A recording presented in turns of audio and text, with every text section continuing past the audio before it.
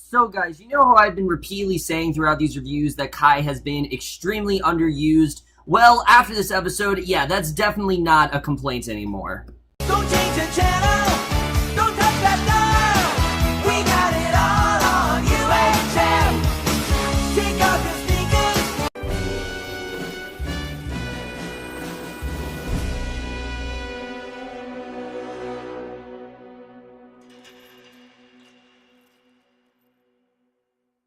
Hey guys, it's Cameron for American Horror Story Cult, episode 4, 11-9, and holy shit, one episode. I mean, American Horror Story tends to do this where every season they do have one episode that is slightly different than the others, where they take the time, either give you a lot of flashbacks or present you like a lot more about the characters. They end up doing that a lot, and those have spawned some of the greatest episodes of this show. I mean, going all the way back to, well, not all the way back, but going all the way back to season 1 where we got that amazing episode where we find out, that Tate actually was, who Tate actually was, or in season 2 when we got sort of like the reveal of, Bloody Face and things like that, or even in season 4 where we found out Twisty's true intentions. These have really been a hallmark of the show, and I think that's something that the show has really, always made a name for itself for, and this episode was no exception. This was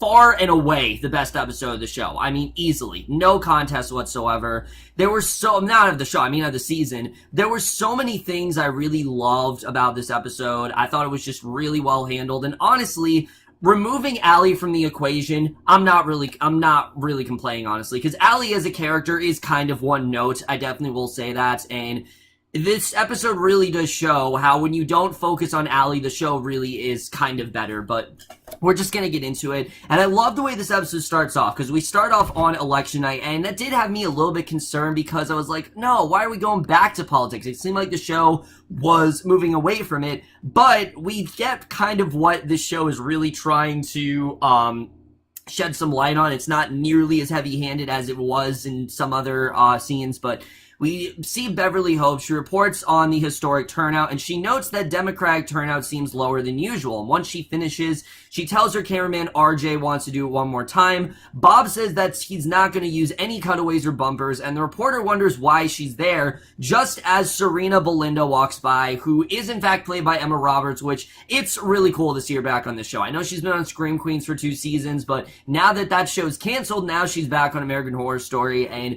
she asks Beverly if she's voted. Serena says that she's jumping the line to vote for Hillary, and Bob invited her to sit on the Converge desk with him later, and Beverly complains that Serena knows nothing about politics, and Serena tells her that it's her turn now, and in the voter line, we get this little line from Meadow that I kind of feel like defines a lot of this episode, where Meadow complains to Harrison about how no one there is really qualified to vote for president, that they don't really understand, why they want to vote for these people, and I thought it's kind of true. I mean, she's got a point, definitely. People tend to vote, but they don't really understand why they're voting for this person, simply because, oh, I don't like this other person. That's how it tends to go a lot in elections. They don't vote because they like the candidate running. They vote because they don't like the other person that's running. And I do think Meadow does have a point there. And, she herself feels that she's not really qualified to vote. And Allie and Ivy then go into their separate booths to vote. Everyone then casts their vote. We get a really cool montage of basically everyone voting. Allie, of course, votes for Jill Stein, despite telling Ivy she would vote for Hillary. Once they leave, Kai brings a man, Gary Longstreet, in to vote, and Gary's then bleeding from the left stump where his arm was, but he insists he has a right to vote. Kai then helps him into the booth. Gary then votes while Kai votes as well and goes out, and once Gary leaves his booth, he yells at everyone that they've arrived in Trump's America, and that is just the perfect way to really just bring everything together, and again, it really does perfectly set up, really what this episode's truly about. Because then we cut to November 9th, the day after the election, and Kai goes to the exercise center and requests Harrison as his trainer. Yes, these two have in fact interacted before, and I definitely did like seeing that. Kai works out, because before it was kind of like, well, how does Harrison know about Kai? Now it makes sense. These two have in fact interacted, and as Kai works out, Harrison says that three clients dropped him, and he's grateful that Kai actually picked him. And Kai talks about how leftists create labels to divide them, and he actually, I do think, does kind of have a point there. Notice shows now go out of their way to say, like, oh, for example, not complaining here, but Star Trek Discovery, for example, a leading actress, African American leading actress, or on Supergirl, when they first introduced Maggie, they were like, oh, we're gonna have a gay character on our show. I mean, these are shows going out of their way to basically just title someone and label them. That's really all they're doing. And I do think Kai very much does have a point there. He talks about how a man with no label only has an allegiance to what is right, and that when it really does come down to it, sure, I mean, someone could be gay, someone could be lesbian, but they're still human beings, and they shouldn't just be defined by one specific trait about them. And I very much do agree with that. I think that's something that the show is very well shedding light on. So Harrison's very impressed. Kai says that he's an app developer, and also we find out is basically confirmed to be a genius. He took like a test, and he was confirmed to be a genius, which I think is very interesting, and now he's focused on politics and tells Harrison that he's straight, but he will fight and kill for anyone who is part of his crew. And Kai says that he makes sure his people get over, and the manager, Vinny, then comes over. He tells Harrison to clean up, and when Harrison objects, Vinny tells him to put some rubber gloves on and deal with it. So you can really tell how hostile of a working environment this is for Harrison. It just constantly he's getting shit on by his boss. And once Vinny leaves, Harrison tells Kai that he has to clean up men who jerked off in the steam room, and Kai says it's humiliating, and Harrison admits that it's the story of life. So Harrison then goes into the steam room and starts spraying down the floor, and someone then crashes outside. He goes to investigate. There's a smiley face drawn on the condensed steam on the glass, which I'm assuming was Kai. I mean, it's still not confirmed, but I'm pretty sure it's Kai. But once he's done, Harrison then cleans up. He hears someone moaning. He checks it out and finds Kai jerking off in the shower, except Kai does promise he's actually going to clean it up himself. And again, it does sound kind of silly, but hearing Harrison complain about it, and then, he had to clean it up, and that Kai actually was doing something for himself, I thought was actually really well done. So he arrives home. He finds Meadow then watching news reports about Trump's win, and he turns it over and realizes that Meadow is crying. And Meadow, again, she doesn't really care about the politics or whatever, which I thought was interesting. These two, they're not people that necessarily are obsessed with politics and just want to change immediately. They really don't care that much. They just think it's, they think it's a reality TV show. And I very much would agree. I mean, most of what we saw in this past election, a lot of debates, they felt scripted. They felt like a reality TV show. It didn't feel like, actual presidential debates. And again, I do think that's a topic that the show is actually shedding some light on very well here. So she then tells him that she messed up and gives him a letter. And it's from the bank basically saying that they're foreclosing on them and they need to be out in 3 days. And Harrison wonders how it all happened. And Meadow says that they're not bringing in enough on Harrison's income. And this scene I really like, because up to this point, Harrison and Meadow have basically just been comic relief. And this episode really did dive a little bit deeper into their characters and show that, sure, they've been portrayed as comic relief up to this point, but there actually is a lot more of a genuine sort of development to them, and I definitely did like seeing. And Meadow says they're not bringing in enough on Harrison's income. He says that it's her fault, and Meadow complains that the manager at her job sexually harassed her until she had to quit, and she kisses him and starts to make out with him, but Harrison then stops her. And you kind of feel bad for both parties here, because on Meadow's side, we know the fact that, the reason she's with Harrison is because she doesn't think that any men are going to be able to, have sex with her, and she doesn't know if it's ever really going to happen, and she kind of wants that from Harrison. But Harrison, he's kind of signed up for something that he didn't fully understand, and I don't think he really thought through. We can tell that he really does not like this relationship with Meadow. He really wants to get out of it, and I mean, I really don't blame him. Meadow is kind of nuts. We definitely do see that. And Harrison, he's doing his best to really try to get out of it, but it's just kind of too late, unfortunately. So later at the center, Vinny's manager then says that Harrison should have upsold Kai 2 sessions ago. He tells Harrison to make the sale or he's out of a job. And Harrison then goes over to Kai and goes to work to selling more sessions. And I forgot to say, Evan Peters fucking killed in this episode. I mean, this is easily one of Evan Peters' best characters yet. He was amazing here. Kai then asks why he's talking to him like Vinny, and Harrison denies it, but Kai then stares him, and Harrison tells him that the bank foreclosed. And we get this really great monologue here where he admits that he doesn't really know what to do, and he feels like he's nothing, and that he doesn't really have much of a purpose. And again, it makes sense. Everything about his life, he feels like it has no meaning. There's nothing really that he wanted to do. He's in a marriage that he really doesn't want. He's in a job that he really doesn't want. He doesn't feel like he has much of a direction in life. And Kai then tells him that he has to understand that the shackles have actually fallen off of his shoulder. And now Harrison can do pretty much anything. And Harrison admits that Kai is the only thing that keeps him going, and Kai says that he's simply just a mirror, and he tells Harrison that he is him, and he says that if Harrison is great, then he's great, and Harrison says that he's great. Kai tells him he has to suffer and find meaning in the suffering. So Vinny then comes by, tells Harrison that he has another cleanup, and when Harrison deals with it, Kai then comes in, he draws a smiley face in the condensed steam, and tells Harrison that he wants to change, but doesn't know how, and Harrison then agrees, asks what he does, and Kai tells him to take his life back. He says that Harrison should show Vinny, and Harrison then drops his equipment on the floor and then walks off. So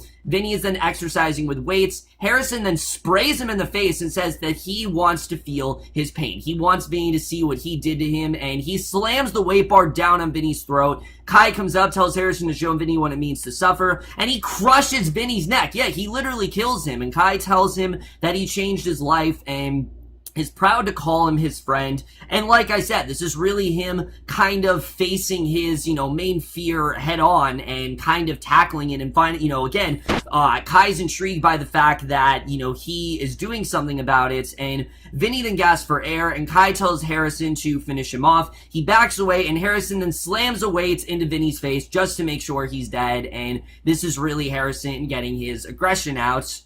So the two men then go into the office, and Harrison panics, saying that he murdered someone. He's just freaking out at this point, and Kai then uses Vinny's phone to send a text to all his friends and employees that Vinny's actually going to be out of town on an emergency. He then wipes the last 3 weeks of security footage with a virus and tells Harrison that Vinny doesn't have a family. And when Harrison wonders how Kai knows it all, Kai says he's been watching Harrison and the people around him for a very long time now. And he tells Harrison the only thing that matters is that he took a step to be someone, and now he's a part of something bigger, and they're going to wipe out everything that Harrison knows and build something bigger and better. So this is essentially Kai recruiting Harrison to his cult. That's kind of how he joined it. And Kai asks Harrison if he believes him, and then tells him to put on the gloves so that they can actually take care of the body. So Meadow then goes to the motel where she and Harrison are living. She sees two guys smoking marijuana. She asks them to share, but then they refuse. She offers to actually have sex with them, and when she's saying this, I think again it's her kind of wanting to have, it's funny, but at the same time I think it's kind of her, wanting to actually feel that intimacy, because she's never really felt that with someone before. I think she genuinely wants to have sex, and they give her a joint. She goes in the motel room. Harrison and Kai are there in the bathroom. Kai is showing Harrison how to cut apart the body. Meadow then comes in, obviously shocked. She takes a hit, asks who Kai is, and Harrison says that he's someone to believe in, and that's really the first half of this episode. I really love what we got here with Harrison, though. I have to say, I thought it was honestly really well represented. It made me care about this character even more than I really did. Billie Eichner is absolutely killing it in this role. He definitely is one of the standouts, and again, I think this just showed how strong of an arc these two characters have had so far.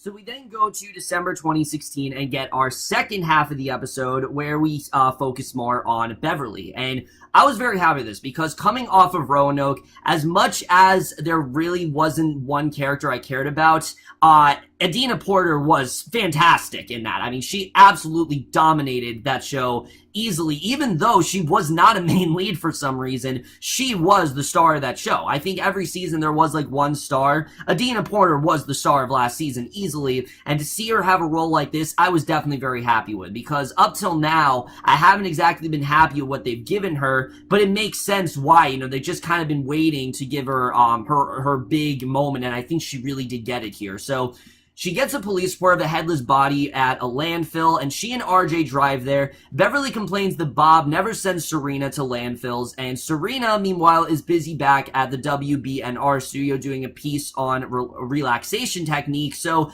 again, it's not really real news. It's kind of just, filler stuff, and Beverly does a piece, and Bob then congratulates her on coming back, and Kai's then watching the broadcast at home. He repeatedly watches Beverly say it's good to be back, and he wonders where she was, and he decides to check the internet, because obviously there's a reason why she was gone. He discovers that Beverly actually did reports where local men then yelled Trump's catchphrase on camera, a la kind of what happened a few years ago, if you remember when there were news reports and people were shouting "fuck her right in the pussy" into the microphone.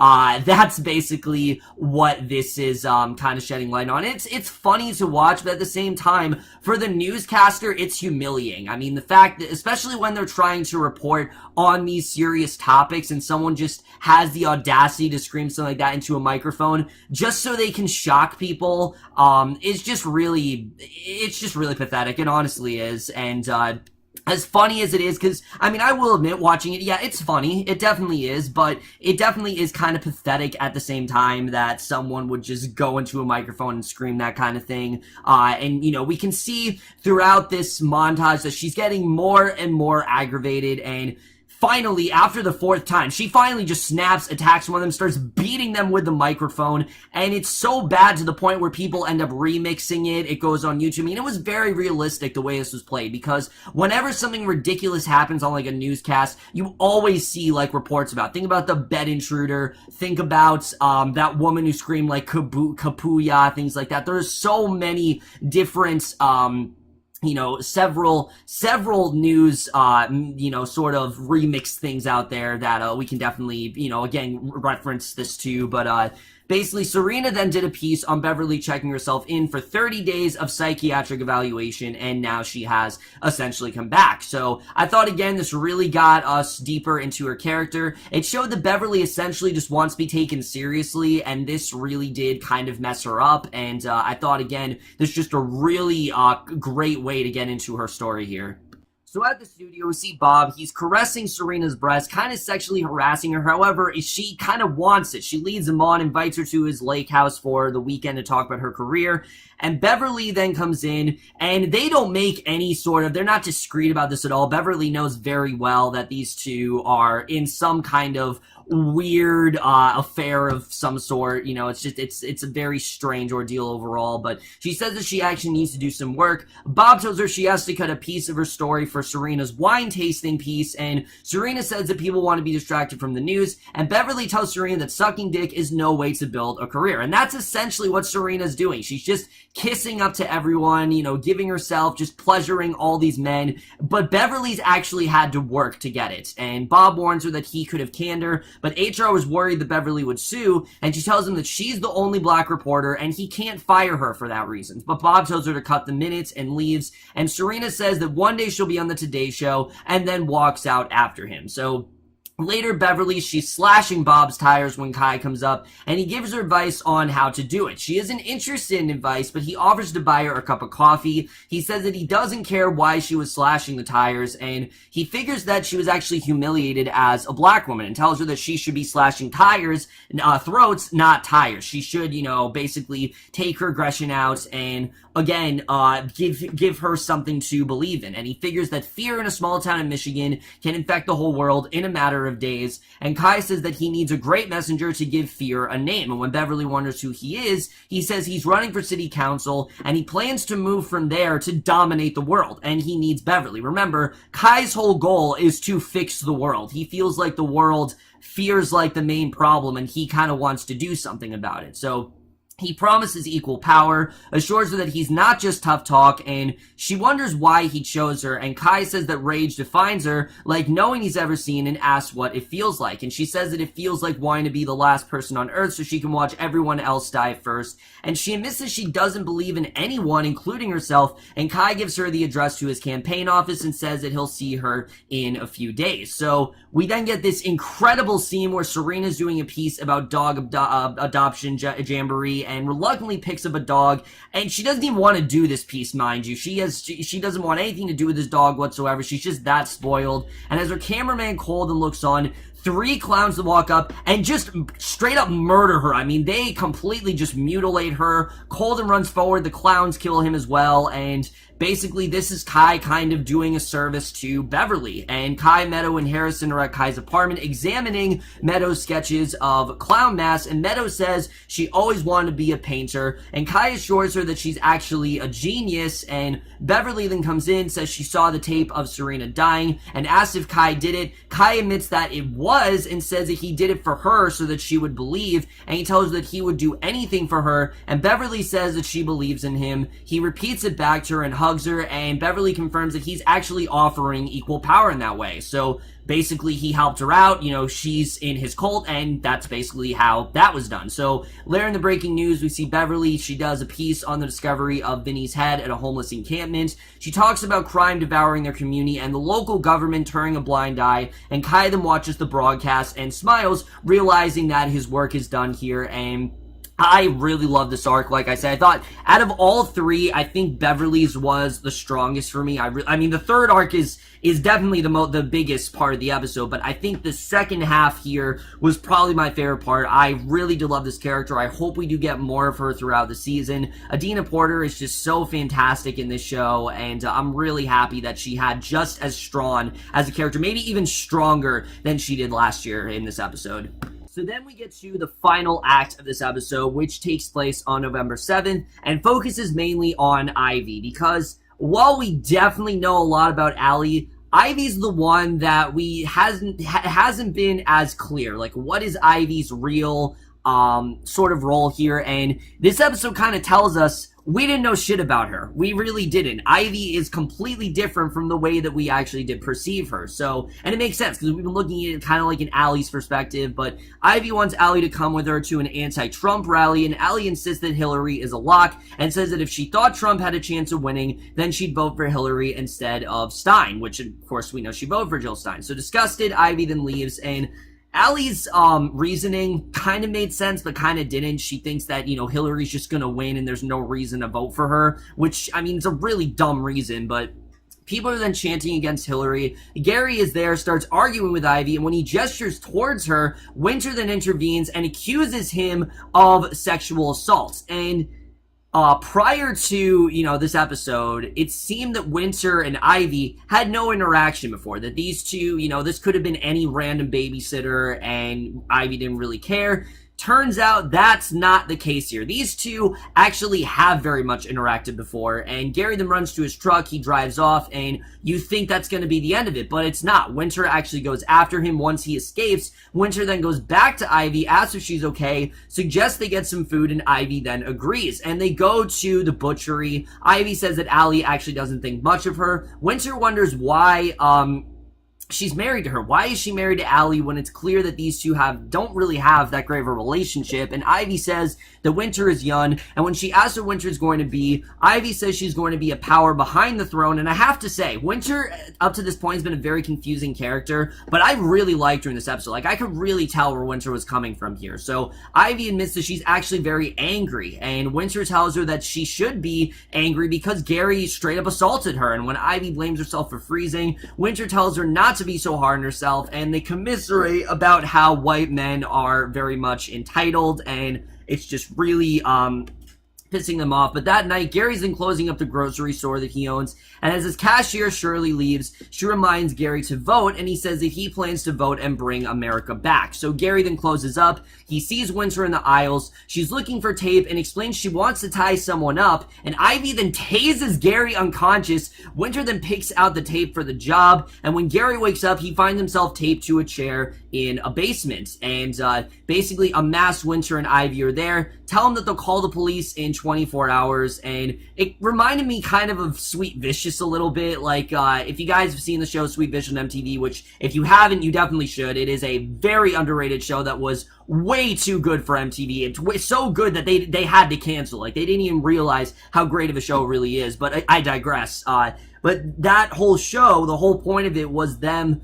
kind of being these vigilantes and going after sort of, rapists or criminals or any sort of, victim at the college and basically get the revenge. This seemed very similar to that in that regard. And basically, I thought that was definitely really well done. And they tell him to get woke, and he doesn't matter. That really his votes don't matter here. And Gary then curses them out. They gag him and leave. And again, it's very interesting to see from Ivy, because up to this point, it seems like Ivy's kind of been the rational one, while Allie hasn't. And we see, no, Ivy is pretty much just as fucked up as Allie. And I thought that was definitely interesting to see here. So Winter then goes home, she looks at herself in the mirror, and Kai asks if it's blood on her face. He asks what she did, and Winter tells him that she hurt someone. Kai asks how it felt, and Winter says that it actually felt fantastic. So this now makes sense to me, because up to this point, I've been like, alright, we knew that Winter wasn't, she wanted nothing to do with Trump. She was very supportive for Hillary. She literally got out of college to spend time protesting for her, and now suddenly she's joined Kai's group.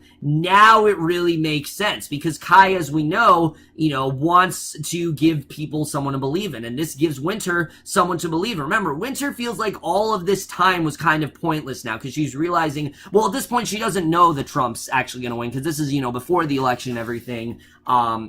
But I think this is kind of how Kai did, in fact, recruit her. Not just because he's her brother, but I think he actually did recruit her here. But Gary then yells for help. Kai then comes in, says that no one can hear him. And when he learns that the polls will actually close in the hour, Gary then begs Kai to release him so that he can vote. Kai then has a saw, and basically this is how he pushes Gary to his limits. Gary realizes it won't cut through the poll. Gary is handcuffed too. He wonders if Kai is nuts. Kai says they punished Gary for over 8 years as an impotent white man, and he tells the man that it's Gary's chance to vote, and tell the women who have mocked him to fuck themselves, and asks what Gary would give for the chance to do that. And sobbing, he screams in defiance, tells Kai to give him the saw, and as Kai then cuts through the tape, he puts a tourniquet on Gary's arm. He starts sawing through his arm, and that is when he actually gets the courage to vote and fight against the masses. And that is the way this episode ends.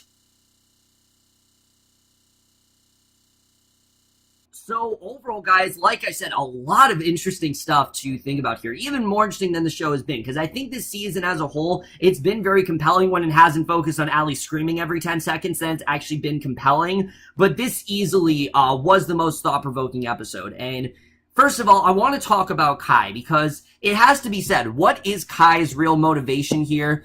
I've really been trying to figure it out. Why is he so supportive of Trump? Why is he so focused on committing all these violent acts? I think it just kind of goes back to what Kai was saying, that he wants to fix the world. He wants the world to stop living in fear and actually do something about it. I think Kai could care less about these people's political agendas. I think he could care less about really how they feel about that stuff. I think he finds something that really bothers them, pushes them to their limits, and then finds a way to recruit them. And I don't think Kai even really likes what Trump is saying. I don't think he really supports Trump in that way. I think it's more so that Kai sees the rage that Trump has and his urge to do something about it, and that's why he wants to vote Trump over Hillary, which that actually does make a lot of sense, and it takes things less from a political context and makes it a lot more relevant to the plot. It actually makes a lot of sense why he's been so, focused and why he's been so supportive of Trump overall, because Trump, again, he stands for something and he really wants to do something about it. Whether it's actually going to work out or not, that remains to be seen at this point. But Kai is so adamant on making sure that, everyone, it's not about really supporting Trump. It's more that Trump, again, he stands for something and he has something to believe in, and that's what Kai wants. He wants all these people to have something to believe in, and we definitely do see that here. But the real question now is Ivy, because Ivy's character, I'm looking at in a very different way now, because up to this point, I thought Ivy was just she was simply just the very supportive wife of Allie. She very much cared for her.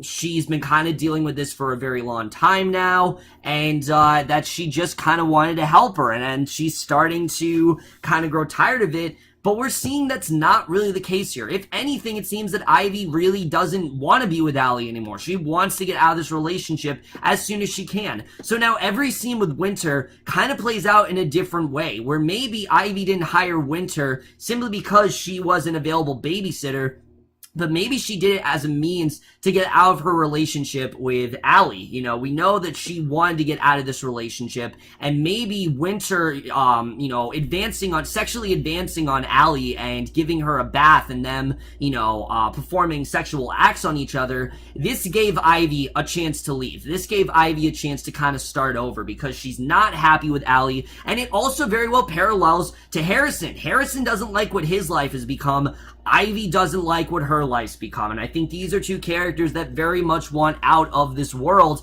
and I think we definitely do see that. And honestly, I think these characters may be playing around a little bit. I think they might have been told to act a certain way. Harrison in general, did he tell Kai to murder Meadow? Is he acting out of all of this? What I think Kai's next motivation is to go after Allie. I think he wants to recruit Allie. I think he wants to push her to her limits, and I think he wants to find that one weakness that he can then act off of, get her to perform a violent act, and get her to join the cult. I think that's really what the rest of the season's going to be about, is Kai's willingness to go after Allie, and is there really a weakness he can find in her? What's that really, what's the thing that really does scare her? For Harrison, it was this job that he had that, everyone just treated him like shit, and the fact that he felt like he was nothing, so what does he do? He murders his boss. He completely covers it up, and now he actually feels like he has something to live for. With Beverly, it was that she didn't feel like she was being appreciated enough, and that she felt like she was pretty much just pushed to the side, while Serena was pretty much just, getting all the screen time. So what does she do? The clowns murder Serena, and they murder... They murder both Serena, and Beverly now is actually in the spotlight, which I thought was honestly really interesting. And then for Ivy, we don't really know what Ivy wants to do at this point. I think, we can kind of tell, but Kai hasn't actually talked to Ivy. At least we haven't seen. I'm thinking that Ivy is in fact a part of this cult, and Allie just doesn't know. But I don't know. Does Ivy even know about the cult? Is Winter just kind of trying to recruit her? I don't really know. The real question is, how did Winter get involved in this cult? What really got her intrigued here? What was the weakness that, we know he had the conversation with Winter where she told Kai that the thing that scares her the most is him.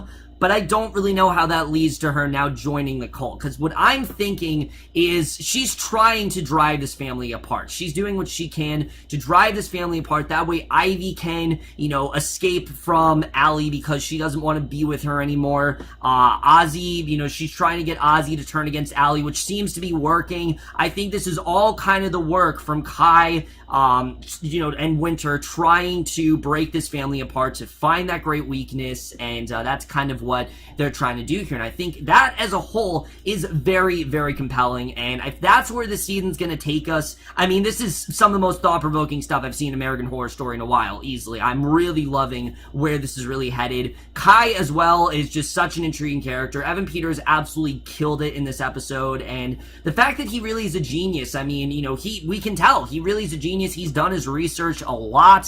He very well knows these people. He's a people watcher, and I think even the scene where he goes to those Mexicans and he tries to piss them off and he tries to kind of rally this fight, I think his whole point of doing that was, again, to get them to confront their biggest fear, which is the fear of racism and the fear that they're being defined as one thing. I think that's very interesting, and I'm interested in seeing really what that's all about. And also, is Kai being sincere with these people? Does he actually feel this way, or is he just saying that to make them feel good? We don't really know. I think the whole thing he said about Harrison, the labels, I think, yeah, definitely that's true. I think anything he talks about involving leftists, I think he definitely does believe that. But at this point, again, it's kind of hard to tell. Really, I don't have many complaints with this episode. If I had to have one, Chaz Bono, I like the character of Gary. I didn't like him. I thought that he was a complete asshole and just really just very hostile towards Ivy, who, again, I have a much greater understanding of. Most of these characters I have a much greater understanding of, but Chaz Bono is really not good in this role at all. I get it that Ryan Murphy loves to do stunt casting and whatnot, but I really did not think Chaz Bono fit this role. I mean, he wasn't particularly, there are a lot of actors on here that I wouldn't particularly say are great actors and actresses. I mean, Evan Peters is a great actor. Allison, Sarah Paulson is a great actress, but not every American Horror Story actor is absolutely fantastic. But Chaz Bono especially stuck out like a sore thumb here, and he really wasn't all that great. And I will definitely say, from this episode, since I got a better understanding of all the characters and showing how deep a lot of them are and a lot of the different nuances in a lot of them, this episode really did show me that Allie kind of pales in comparison. I mean, don't get me wrong, Sarah Paulson's great, but she really is a very one-note type character, and just in general, I really was not upset that she wasn't on my screen. Like, I really was not missing her, and I know we're probably going to get more of her next week, but I really do hope they do more of this character, because right now, if this is all she's going to amount to, it's just not really doing it for me. And Rudy, I do hope we get more into Rudy. I mean, Rudy is billed as a main character, and right now we know more about Harrison and Beverly than we do about Rudy. And I don't really know why Rudy's billed as a main character, because Harrison and Beverly seem a lot more integral to the story than Rudy really does. But again, there might be a huge thing with Rudy that I don't know about right now. So again, there's so many places that this episode can go, and this episode just really showed me that, even though this is a very different kind of American Horror Story, it's still American Horror Story, and it is taking things in a very surprising direction, and there are so many places this season can go, and I'm definitely very excited to see them explore all those areas. Overall, guys, I absolutely loved this episode. It really just kind of makes us look at this whole season in a completely different context, and it really changes the whole fabric of what we thought was really going on here, and I love that they did that. American Horror Story tends to be very predictable at times, and people have had this theory that Ivy joined the cult, but I don't think this was really the reasoning behind it. I certainly never really thought of this, that she didn't really want to be with Allie, but now it really makes a lot more sense. Now it presents this whole other side of the story that I definitely am very compelled by. I'm looking forward to seeing where they do take this. This was easily the best episode of the season. I'm definitely going to give American Horror Story Cult Episode 4, 11-9 an A-. So overall, guys, for this episode of American Horror Story Cult, notes, guys, thought this episode overall, loved your thoughts on it. Where do you think the rest of the season's going to go? I'm really compelled now. I don't know where we're headed here, but wherever we're going, I think it's going somewhere really different and really interesting than we've seen before. So I'm looking forward to seeing really where this is going to take us. But that's my review. Hope you guys enjoy. We'll see you guys in my next video, and I will see you guys for that. Okay, bye.